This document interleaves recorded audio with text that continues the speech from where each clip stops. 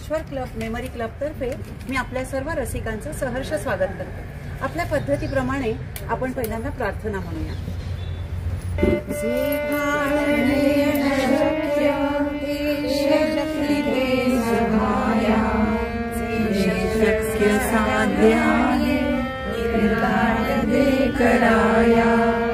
मज काय शक्य आहे अशक्य काय माझे मला कळाया दे शक्ती देवराया माझे मला कळाया दे बुद्धी देवराया जे टाळणे अशक्य ते शक्य दे सहाया जे शक्य साध्य आहे निर्धार दे कराया निर्धार दे कराया निर्धार दे कराया। नुकतीच मकर संक्रांत संपली आणि रथसप्तमी संपली, तर त्या निमित्ताने आम्ही ओम सूर्याय नमः हा कार्यक्रम सादर करीत आहोत।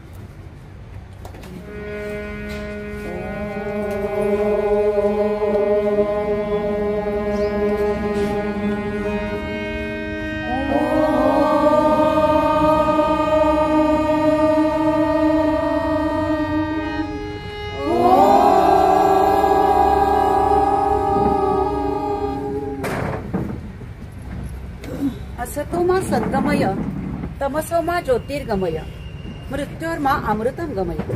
याचा अर्थ असतकडून सतकडे जाणे, अंधारातून प्रकाशाकडे आणि मृत्यूपासून अमृत तत्वाकडे जाणे। या अखिल ब्रह्मांडाची निर्मिती झाली आणि सूर्याच्या सहस्त्र किरणांनी चराचर सृष्टीने जन्म घेतला आणि ती तेजोमय झाली।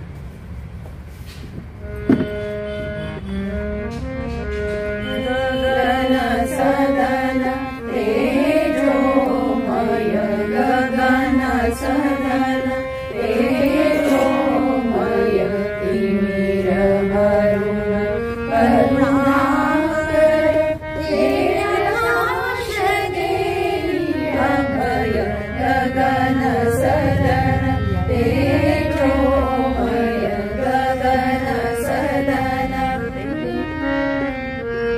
छाया तव माया तव बेज भयम पुण्यधाम छाया तव माया तव बेज भयम पुण्यधाम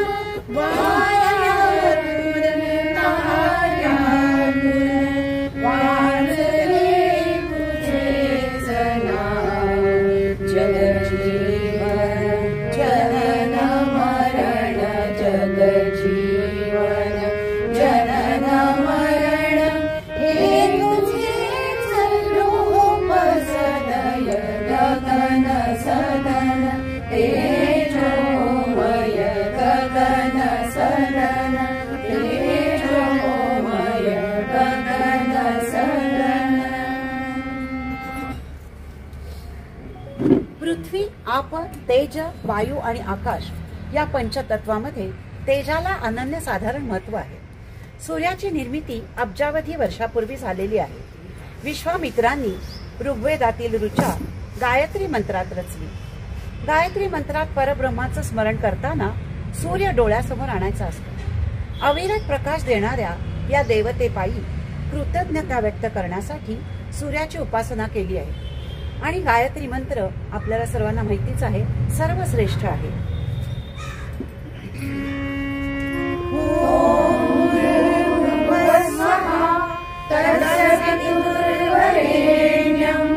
भर्गो देवस्य धीमहि धियो यो न प्रचोदयात् ॐ भूर्भुवः स्वः तत्सवितुर्वरेण्यं भर्गो देवस्य धीमहि धियो यो न प्रचोदयात्।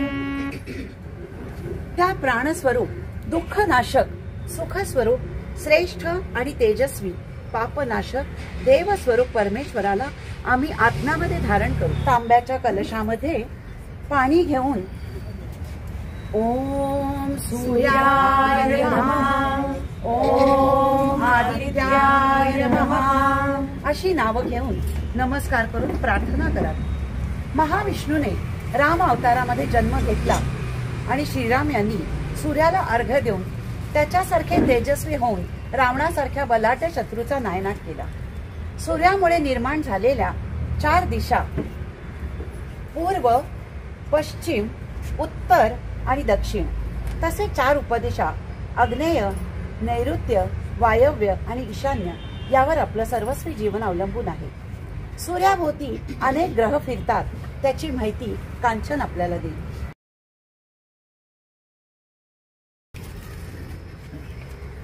सूर्यमाला ही सूर्याच्या गुरुत्वाकर्षणामुळे त्याच्या भोवती फिरणाऱ्या खगोलीय वस्तूंनी बनलेली आहे, जसे की ग्रह, उपग्रह, लघुग्रह, बटुग्रह, उल्का आणि धूमकेतू। आपल्या सूर्याची निर्मिती एका मोठ्या रेणूच्या ढगाच्या कोसळण्यामुळे सुमारे 4.5 अब्ज वर्षांपूर्वी झाली असे म्हणतात। सूर्यमालेच्या रचनेत सूर्यापासूनच्या अंतराप्रमाणे पहिला बुध, मग शुक्र, पृथ्वी व मंगळ असे अंतर्ग्रह येतात, तर गुरु, शनी, युरेनस व नेपच्यून हे बाह्य ग्रह येतात। ह्यातल्या बुधाला व शुक्राला उपग्रह नाहीत, तर बाकी सर्वांभोवती उपग्रह आहेत। तसेच सर्व अंतर्ग्रह हे खडकांपासून बनलेले आहेत, तर बाह्य ग्रह वायुमय आहेत। आता बुध हा सर्वात छोटा व सूर्याच्या जवळचा असल्याने तो सहज दिसत नाही, तर शुक्र संध्याकाळी किंवा पहाटे नुसत्या डोळ्यांनी बघता येतो। गंमत म्हणजे आपली पृथ्वी पश्चिमेकडून पूर्वेकडे फिरत असते, तर हा शुक्र व युरेनस हे दोन्ही ग्रह उलट्या दिशेने किंवा विरुद्ध दिशेने फिरतात।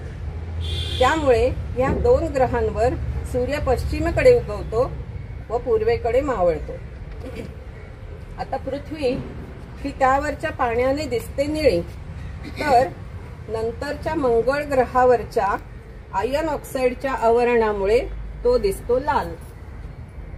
मंगळावर पाण्याचे पुरावे सापडल्याने इथे पूर्वी जीवसृष्टी असावी असा शास्त्रज्ञांचा अंदाज आहे। सर्व ग्रहांमध्ये सर्वात मोठा व वायूने भरलेला ग्रह म्हणजे गुरु। ह्यालाच आपण बृहस्पती म्हणतो किंवा आपण ह्याला ज्युपिटरही म्हणतो। हा पण आपण उघड्या डोळ्यांनी बघू शकतो। गुरु नंतरचा शनी हा सुद्धा प्रचंड मोठा वायूचा गोळा आहे। ह्याच्या भोवती आपल्याला विलोभनीय अशी कडी दिसतात, जी ह्याचे वेगळेपण दर्शवितात। प्रचंड मोठा असून सुद्धा ह्याची घनता पाण्यापेक्षा कमी आहे, त्यामुळे हा शनी जर पाण्यात पडला तर आपल्याला तो तरंगतानाच दिसेल। आता शेवटचे निळ्या रंगाचे युरेनस व नेपच्यून हे पण आकाराने खूप मोठे आहेत। हे सूर्यापासून अतिशय दूर असल्याने तेथे कमालीची थंडी असते। आता या ग्रहांच्या माहितीनंतर त्यांचे परिणाम आपल्या जीवनावर कसे होतात हे ज्योतिषशास्त्राच्या आधाराने सुनीता सांगेल। सूर्यग्रहाला सूर्यदेव या नावानेही ओळखले जाते। सूर्यग्रहाला कालपुरुषाच्या कुंडलीत 5म स्थान आहे। सूर्यग्रह सिंह राशीचा स्वामी आहे आणि मेष राशीचा कारक आहे। सूर्यग्रह धैर्य, अहंकार आणि अधिकाराचे प्रतीक आहे।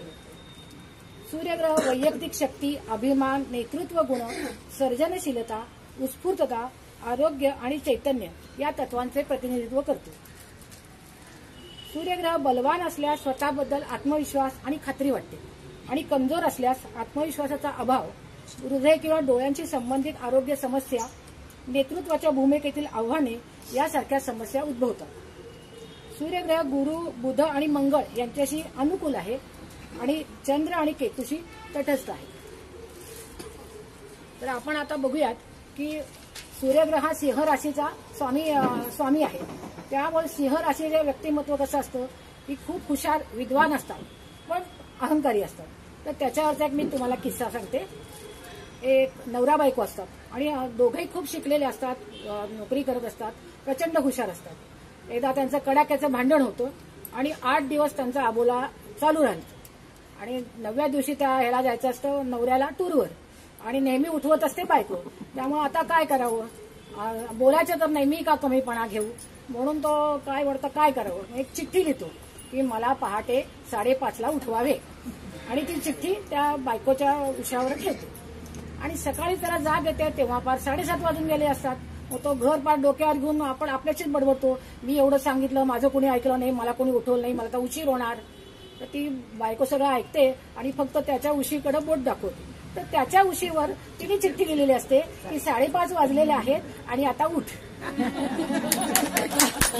या चिठ्ठीऐवजी तिने हे गाणं म्हटलं असतं तर बिचारा वेळेवर उठला असता आणि कामाला गेला असता. सूर्यगोला प्रकाश पडला आडवा डोंगर, आडवा डोंगर तयाला माझा नमस्कार, आडवा डोंगर तयाला माझा नमस्कार.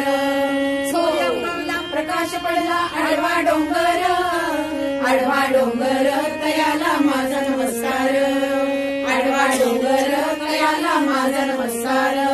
हो. हा जो सूर्य आहे तो आपल्याला काही दिवस थोडासा दक्षिणेकडून उगवताना दिसतो तर काही दिवस किंचित उत्तरेकडून उगवताना दिसतो. याला सूर्याचे भासमान भ्रमण म्हणतात. भासमान म्हणण्याचे कारण की या प्रक्रियेमध्ये सूर्याची दिशा बदलत नसते तर हे पृथ्वी आपल्या आसाला 23.5 डिग्रीने कललेला आहे म्हणून होते. तर जेव्हा कर्कवृत्तावरती सूर्यकिरण पडतात त्यावेळी सूर्य उत्तरेकडे कललेला असतो आणि तो हळूहळू दक्षिणेकडे भ्रमण करायला लागतो. ह्याला दक्षिणायन म्हणतात. कारण आयन म्हणजे परिवर्तन किंवा चलन. तर आता तो दक्षिणेकडे सरकायला लागला म्हणून दक्षिणायन. दक्षिणायन 22 जूनला सुरू होते आणि हे आयन साधारण 6 महिने म्हणजेच 21 डिसेंबर पर्यंत चालते. 22 डिसेंबरला सूर्यकिरण मकर वृत्तावरती पडतात आणि तिथून तो हळूहळू उत्तरेकडे भ्रमण करायला लागतो.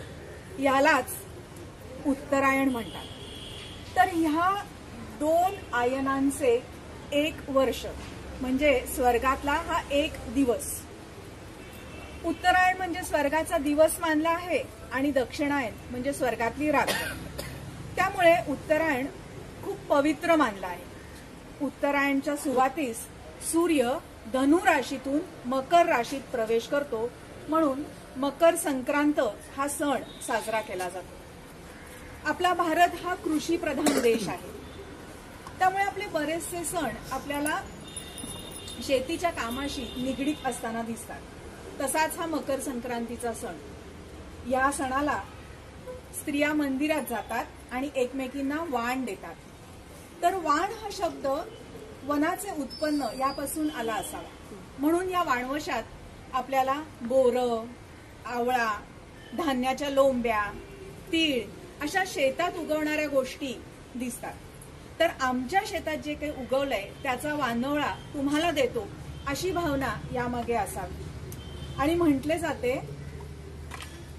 तिळगुळ घ्या गोड गोड गोड बोला.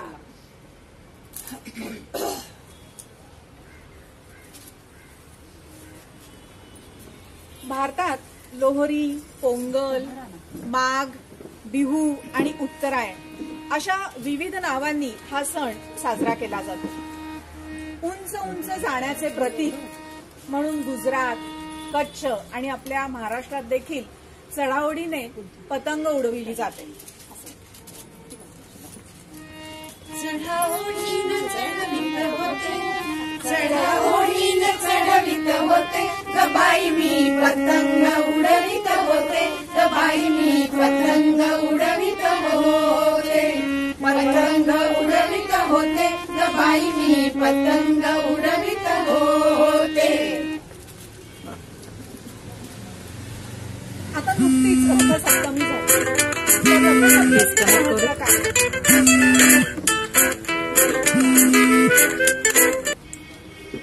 रथसप्तमीला सूर्याला रथ मिळतो आणि त्याचा प्रवास गतीने सुरू होतो. इथून पुढे दिवस मोठा होत जातो, कामाचा वेळ वाढतो आणि आपली उत्तरोत्तर प्रगती होवो अशी भावना यामागे आहे. सूर्याला रथ मिळतो याच निमित्ताने कोणार्कचं रथमंदिर जे आहे सूर्याचं, हे आपल्या सगळ्यांना परिचित आहे. जसं कोणार्कला सूर्य मंदिर आहे, रथ मंदिर आहे, तशी भारतामध्ये 18 मंदिरं आहेत बरं का सूर्याची. राजस्थान आहे, गुजरात आहे, मध्य प्रदेश, आंध्र प्रदेश, उत्तराखंड, बिहार, काश्मीर, आपल्या महाराष्ट्रात सुद्धा रत्नागिरीच्या जवळ सूर्य मंदिर आहे. काश्मीरमधलं जे सूर्य मंदिर आहे, मार्तंड मंदिर म्हणतात त्याला, अनंतनाग इथे ते आहे, ते सर्वात जुनं आहे 8व्या शतकातलं. आणि कोणार्क येथील सूर्य मंदिर 13व्या शतकात बांधलेलं आहे. हे मंदिर रथाच्या आकाराचं आहे, हे विशेष आकार आहे त्याला, हे आपल्याला माहितीच आहे. सूर्यदेव रथावर स्वार आहेत. हे मंदिर कलिंग स्थापत्य शैलीत बांधलेलं आहे. सूर्यदेवाच्या या मंदिराला 7 घोडे आहेत, ते 7 दिवस आहेत आपल्या आठवड्यामध्ये, त्याचं प्रतीक आहे. तसंच या रथ मंदिराला चाकाच्या 12 जोड्या आहेत. या चाकाच्या 12 जोड्या ज्या आहेत ते 12 महिन्यांची प्रतीक आहे. त्याच्यातनं एक चाक इथे आम्ही फोटो काढून ठेवलेला आहे. या फोटोमध्ये सुद्धा 8 आरे दिसत आहेत चाकाचे, ते अष्टप्रहर दाखवतात. हे आरे जे आहेत ते बघा, मोठे पण आरे आहेत आणि लहान पण आरे आहेत. त्यामुळे काय झालं की अगदी मिनिटापर्यंतची वेळ त्याच्यावरून कळते.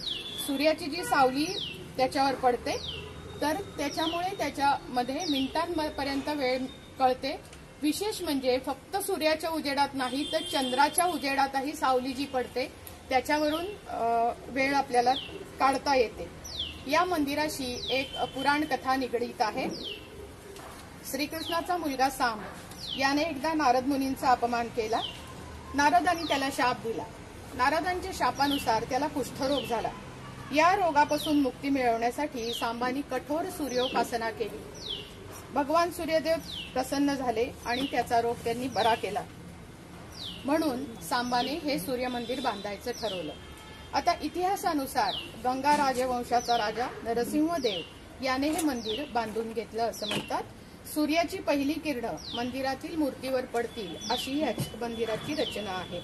आणि असंही म्हणतात की मंदिराच्या शिखरावर एक चुंबकीय दगड बसवलेला आहे. तो चुंबकीय दगड इतका सामर्थ्यवान आहे की समुद्र सफर करणारी जहाजं जर त्याच्या कक्षेमध्ये आली, म्हणजे सोप्या मराठी भाषेत त्याच्या रेंजमध्ये आली, तर ती मंदिराकडे खेचली जातात आणि तिथं होकायंत्र सुद्धा चालत नाही. 1984 मध्ये या मंदिराला जागतिक वारसा स्थळ म्हणून मान्यता मिळाली आहे. जसा सांबाला सूर्योपासनेचा उपयोग झाला, त्याचा कुष्ठरोग बरा झाला, तसा आपणही आपल्या शरीर स्वास्थ्यासाठी सूर्योपासना करू शकतो. ती कशी करू शकतो ते आता आपल्याला चारुकेशी सांगेल. भारतीय संस्कृतीमध्ये योगाला अनन्यसाधारण महत्व आहे. त्यामुळे सूर्यनमस्कार हा योगाचा कणा आहे. सूर्यनमस्कार हे प्रमुखतः 12 घातले जातात.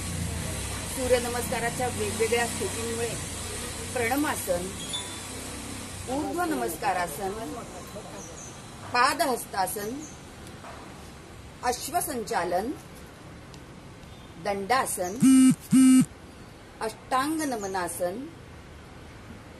भुजंगासन, अधोमुख श्वानासन यासारखी आसने होतात आणि शरीरातील 7ही चक्र कार्यान्वित होतात. सूर्याच्या अनंत नावांपैकी विशिष्ट 12 नावे घेऊन हे सूर्यनमस्कार घातले जातात. निरपेक्षपणे आपल्यासाठी काही ना काही करणारा, आपले हित चिंतणारा, कुठल्याही परतफेडीची अपेक्षा नसलेला आपला मित्र म्हणून ओम मित्राय नमः. पक्ष्यांचा कर्णमधुर कलरव, कोंबड्यांची बांग, वातावरणात एक चैतन्याची झुळूक, सुवासिक लकेर, निस्तब्ध काळा कभिन्न अंधारात नीरव शांतते म्हणून येणारा आरव प्राप्त करून देणारा म्हणून तो ओम रवये नमः. स्वच्छ, निष्कलंक, प्रकाशमान असे सूर्यासारखे आपले चारित्र्यही असायला हवं. म्हणून ओम सूर्याय नमः. भा म्हणजे प्रकाश, आभा म्हणजे तेज असा तो सूर्य, म्हणजे उबदार उष्ण तेज असा भानू, म्हणून ओम भानवे नमः. ख म्हणजे आकाश, ग म्हणजे गमन, आकाश मार्गे गमन करतो तो खग. सूर्य सुद्धा पंखांशिवाय आकाश गमन करतो, म्हणून ओम खगाय नमः. सूर्यप्रकाशाच्या मदतीने झाडे अन्नघटक तयार करतात आणि या अन्नाने आपलं पोषण होतं, म्हणून ओम पुष्णे नमः. हिरण्यगर्भ हा सूर्याच्याही आधी अस्तित्वात होता. सूर्यासारखा तेजस्वी, त्याच्यापासून फक्त आपल्या सूर्याचीच नाही तर कोट्यावधी सूर्यांची निर्मिती झाली. त्याच्यामुळेच ही हरित क्रांतीयुक्त सृष्टी, अंबर, स्वर्ग, पाताळ आणि आपला सूर्य हे स्थिर आहे. त्या परमपित्याला वंदन, म्हणून ओम हिरण्यगर्भाय नमः. मरीच हे विष्णू देवतेचं नाव आहे आणि विष्णुदेव हे पालन करते आहेत. तसेच मरीच याचा दुसरा अर्थ म्हणजे सहस्र रश्मी, हे जे सूर्याचे सहस्र किरण या सृष्टीला सुजलाम सुफलाम करतात त्यांनाही वंदन, म्हणून ओम मरीचे नमः. कश्यप मुनी आणि अदिती यांचा पुत्र म्हणून हा आदित्य, आणि एकापेक्षा एक सरस 33 कोटी उच्च देवतांपैकी 12 आदित्य हे सूर्यात एकवटलेले आहेत, म्हणून ओम आदित्याय नमः. व्रत आणि ध्यानाचा एक अविभाज्य भाग म्हणजे गायत्री मंत्र, ज्यामध्ये ज्या तेजाचे आपण वर्णन करतो व ग्रहण करतो त्या गायत्रीला पवित्र किंवा सविता असेही संबोधतात, म्हणून ओम सवित्रे नमः. सूर्य साधना ही गायत्रीची आणि विश्वात्मक देवतेची आहे. त्याचा काहीतरी सारांश अहम ऊर्जाचा अर्क, म्हणून ओम अर्काय नमः. परमात्मा शक्ती सूर्यातून प्रकटते. सहस्र रश्मी किरण या त्याच्या भुजा आहेत आणि या करवी तो सृष्टीला स्पर्श करतो. भुजा या आभा आणि प्रकाशाचे प्रतीक आहेत. यामधून सृष्टी घडत असते, बदलत असते, परावर्तित होते. त्यामुळे सूर्याला भास्कर हे नाव पडलं आणि म्हणून ओम भास्कराय नमः. या सूर्योपासनेपासून आपल्याला ऊर्जा मिळते, तसेच या हास्य ऊर्जेपासूनही आपल्याला ऊर्जा मिळते का पाहूया. किस्सा बघूयात. सिंह राशी म्हणजे सूर्य हा सिंह राशीमध्ये पंचम स्थानात आहे, त्यामुळे त्याचा तो स्वामी आहे. सिंह राशीमध्ये बरेचसे कलाकार लोक खूप असतात. कलाकार म्हणले की ते लहरी, मनस्वी आणि थोडेसे स्तुतिप्रिय असतात आणि अहंकारी पण असतात. म्हणजे हे सगळे गुण आणि हे दोन्ही त्यांच्यामध्ये एकवटलेले असतात. सिंह राशी आहे का? तर एकदा काय होतं, एका गावात एक शिल्पकार असतो आणि तो मूर्ती इतक्या सुंदर घडवत असतो की त्याचा हात धरणारं अख्ख्या गावात कोणीही नसतं. आणि यमदेवाचा एकदा त्याला हे येतो, दृष्टांत होतो की मी 8 दिवसांनी तुला न्यायला येणार आहे. तो घाबरतो की बापरे, आता मला तर मरायचं नाही आणि आता यमदेव तर 8 दिवसांनी येणार, तर काय करावं. म्हणून मग तो युक्ती करतो. काय युक्ती करतो तर आपल्या स्वतःसारख्याच 2 मूर्ती तयार करतो आणि त्या इतक्या हुबेहूब होतात की तो शिल्पकार कोण आणि त्या मूर्ती कोण हे ओळखू येत नसतं अजिबात. आणि मग दुसऱ्या दिवशी 4 वाजतात आणि मग तो त्या 2 मूर्तींच्या मध्ये जाऊन बसतो. यमदेवाचे दूत त्याला न्यायला येतात आणि मग ते बघतात तर काय 3 माणसं सारखे दिसत आहेत आणि आता कुणाला न्यायचं आपण. चुकून दुसऱ्या माणसाला नेलं तर पण यमदेव रागवणार परत. मग ते परत तसेच यमदेवाकडे जातात. यमदेवाला सांगतात की असं असं आहे. यमदेवाला तिथं बसून कळलेलं असतं की यांनी युक्ती केलेली आहे. मग यमदेव म्हणतात आता मी स्वतःच त्याला आणायला जातो. यमदेव जातात आणि मग यमदेव ते पाहिल्यानंतर खूप स्तुती करायला लागतात. अरे काय ह्या सुंदर मूर्ती बनवलेल्या आहेत आणि याच्या भुवयावर जे तीळ आहेत ना ते 3 ठिकाणी अगदी त्याच ठिकाणी आहेत किंवा ते मिशीतले पांढरे केस आहेत ते पण बरोबर त्याच ठिकाणी आहेत असं करत करत त्या संपूर्ण मूर्तीचं ते वर्णन करतात। आणि मग शेवटी म्हणतात की पण एक चूक झाली। तत्क्षणी तो शिल्पकार म्हणतो काय चूक झाली? तो म्हणतात तू बोललास हे चूक झाली, आता चला आमच्या बरोबर।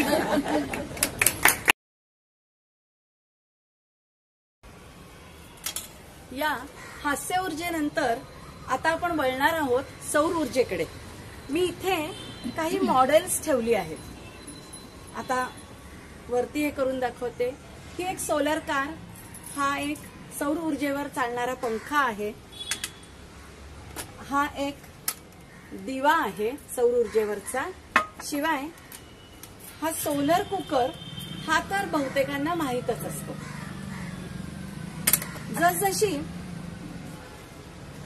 जसजशी लोकसंख्या वाढली तशी इंधन वाढीची समस्याही वाढली।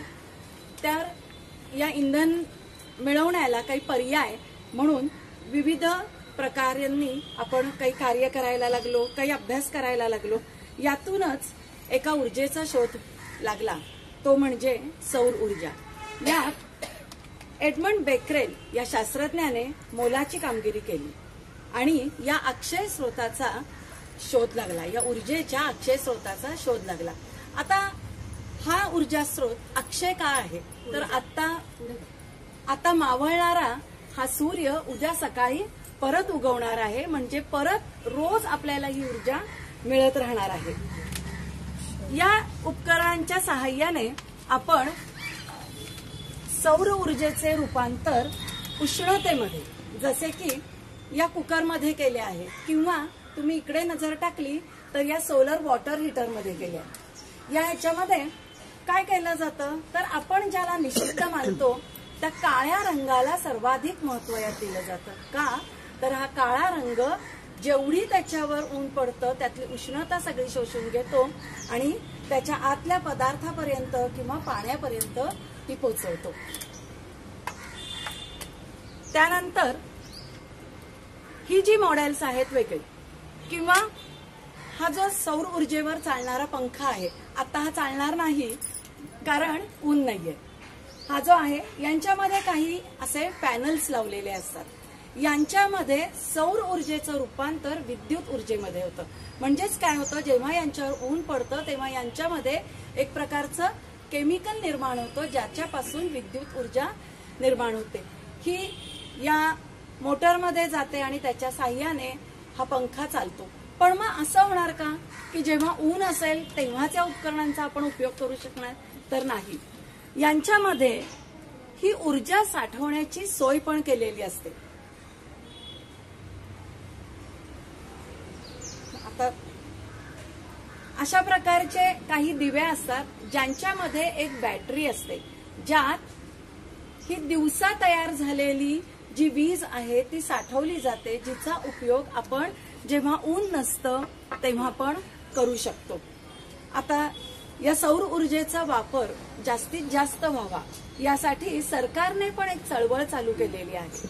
ती कशी तर दुर्गम भागात जिथे वीज पोहोचू शकत नाही तिथे सर्वाधिक या दिव्यांचा किंवा अशा सौर ऊर्जेवर चालणाऱ्या वाहनांचा उपयोग केला जातो। शिवाय सरकार याच्यासाठी अनुदान देतं आणि शहरात याचा उपयोग किंवा वापर जास्त केला जावा यासाठी नवीन ज्या सदनिका बांधल्या जातात त्यांना हे सोलर वॉटर हीटर बसवणं अनिवार्य केलं आहे। आणि याचा सुरुवातीचा खर्च थोडासा जास्त असतो, कारण हे पॅनल्स किंवा या बॅटरीज यांचा खर्च जास्त येतो। पण लॉंग टर्म मध्ये जर आपण विचार केला तर तो खर्च तसा नंतर थोड्या कालावधीने आपल्याला निग्लिजिबल वाटायला लागतो। शिवाय सरकार यासाठी आपल्याला अनुदानही देतो, म्हणजे सरकारच्या मिळालेल्या अनुदानाचा उपयोग करून आपण जर कुठे बाहेर फिरायला गेलो तर ठिकठिकाणी आपल्याला शेतांमध्ये आता विद्युत पॅनल्स हे लावलेले दिसतात। तर आपणही या चळवळीचा एक भाग होऊया। आता इंधन वाचवण्यासाठी आपणही प्रयत्न करूया आणि या अशा प्रकारच्या उपकरणांचा उपयोग करूया। आता यानंतर परत एक हास्य ऊर्जेचा किस्सा। आता सिंह राशीचा आपण 2 किस्से ऐकले, आता मेष राशीचा आपण किस्सा ऐकू. मेष राशीवाले कोण आहे त्याच्यात? म्हणजे त्यांच्याकडे बघून बोलायला बरं. सूर्य हा मेष राशीचा कारक आहे. मेष राशीच्या स्त्रिया अतिशय हुशार, कर्तृत्ववान, हजरजबाबी आणि अरसिक असतात. अंडरलाईन करा. एकदा काय होतं, प्रियकर आणि प्रेयसी असतात आणि तो अगदी घाईवर आला असतो, सारखा विचारत असतो तिला, भेटला आपण लग्न कधी करायचं, आपण लग्न कधी करायचं. आणि ती म्हणत अरे राहू दे, थोड्या दिवसांनी करू करू असं ती त्याला सारखं सांगत असते. ते दोघं फिरत फिरत फिरत स्टेशनवर येतात. स्टेशनवर आल्यानंतर तो म्हणतो आता जर तू मला सांगितलं नाहीस की आता आपण लग्न केव्हा करायचं तर मी ती येणाऱ्या गाडीच्या पुढे मी माझा जीव देईन. तर ती म्हणते अरे वेड्या, मला 1 तासाचा वेळ दे, गाड्या काय सारख्या तासांनी सारख्या येत जातात.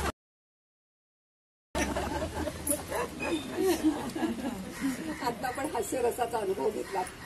हास्यरस हा साहित्यातील नवरसांपैकी एक रस आहे. पण माझ्यावर जी बाजू मांडायची सूर्याची ती साहित्यातला सूर्य हा भाग मी आता मांडणार आहे. सगळ्यात अगदी फार पूर्वी म्हणजे इसवी सन 600 वर्षा पूर्वी पहिला ग्रंथ लिहिला गेला जो संस्कृतमध्ये होता. त्याचं नाव होतं सूर्य सिद्धांत. बरोबर माझ्या काय नाही ऐकायला मी मागे गाडी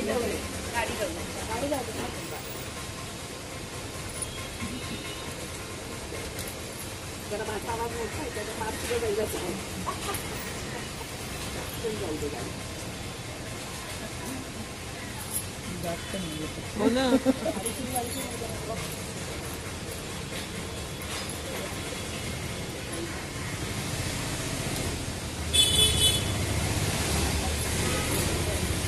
तर हा फार पूर्वी म्हणून जो लिहिलेला गेलेला ग्रंथ आहे त्याचं नाव आहे सूर्य सिद्धांत.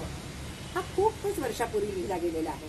म्हणजे असं म्हणतात की तो सूर्याने स्वतः सांगितलाय, कुणाला तर मयासुराला आणि कधी तर कृतयुगाच्या शेवटी हा असा लिहिलेला ग्रंथ पहिला बांधला जातो. सगळ्यात गंमत त्याच्यात अशी आहे की त्याच्यात सूर्याभोवती पृथ्वीला प्रदक्षिणा करायला लागण्याकरता जी वेळ लागतो तो त्याच्यात लिहिलेला आहे. 365.25-63-627 इतक्या बारीकपर्यंत काढलेले आहेत. इतके दिवस लागतात. आणि आत्ताच्या काळातला जर आपण पाहायला पर्याय किंवा तो त्याच्या अगदी जवळपास आहे. म्हणजे इतकं परफेक्शन त्यावेळेला त्या ग्रंथात मानलेलं आहे. वैदिक साहित्याबरोबरच आपल्या ह्याच्यात आयुर्वेद, ज्योतिष, हस्तरेषा या सगळ्या शास्त्रांच्या पुस्तकांमध्ये सूर्याचा भरपूर उल्लेख आढळतो. सूर्याचा जन्म कश्यप ऋषी आणि अदिती यांच्यापैकी झाला असं आता आपण ऐकलंच. पण त्या प्रांतामध्ये ह्याच्या बाबतीत वेगवेगळ्या पौराणिक कथा आहेत ज्याला दंतकथा सुद्धा म्हटलं जातं. एका ठिकाणी तर कथा अशी आहे की सूर्याचा जन्म हा भगवान विष्णूच्या डोळ्यातून झालेला आहे. हे त्या प्रदेशानुसार अनेक गोष्टी आढळतात. अगदी आपलं पहिल्यांदा आपण जर पाहिलं तर रामायण आणि महाभारत यात देखील सूर्याचा उल्लेख आहे. रामायण तर सूर्यवंशीयांचंच आहे कारण रामाचा सूर्यवंशी आहे तो. पण महाभारत जरी चांद्रवंशीयांचं असलं तरी सूर्यपुत्र कर्ण ह्याचा त्याच्यात मोठा सहभाग आहे, मोठा आविर्भाव आहे. सगळीकडे सूर्य आपल्याला दिसतोच, पण कवींना तो कसा दिसतो तर आपल्याला सगळ्यांना आठवत असेल की बालभक्तीत आपल्याला एक शांता शेळकेची अतिशय सुंदर कविता होती आणि इतकं सुरेख वर्णन त्याच्यानंतर मी अजूनही कुठेही ऐकलं नाही.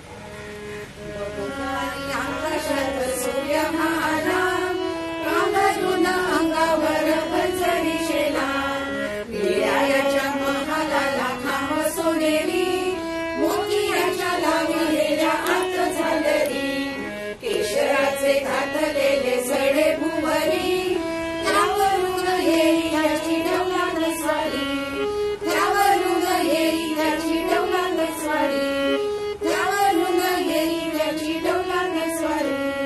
खरोखर इतकं सुंदर वर्णन परत कुठल्या कवितेत मला परत बघायला मिळालं नाही.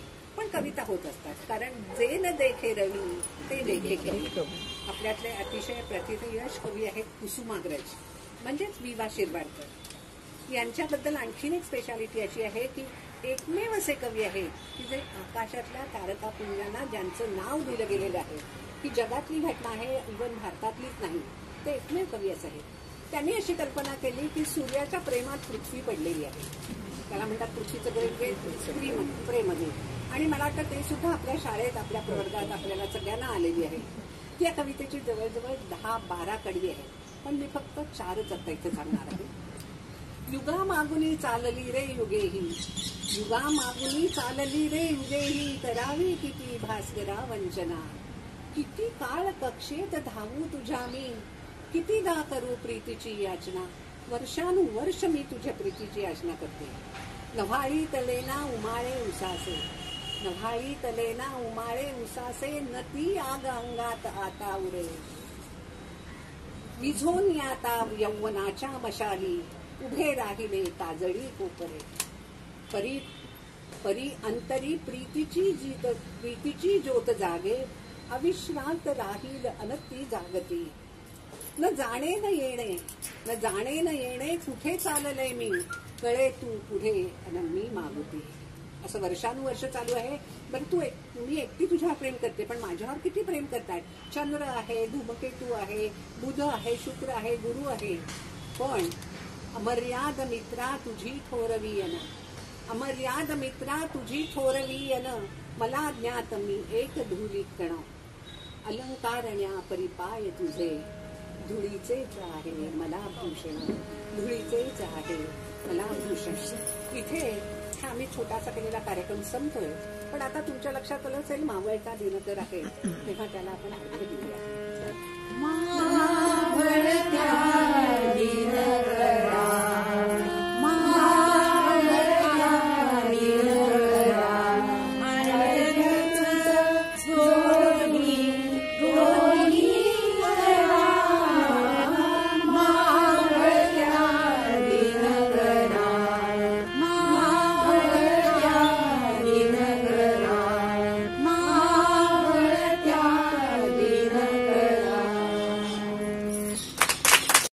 ज्योती देशमुख ही संकल्पना माझ्या डोक्यात आली कशी माहिती, आणि सगळ्यांनी मला साथ दिलेली आहे. मी कांचन सर्वे, मी सुनीता देशपांडे, मंजिरी कुलकर्णी, रोहिणी गोखले, चारुकेशी कुलकर्णी, श्रुती पुरंदरे, अनिता दामजोशी.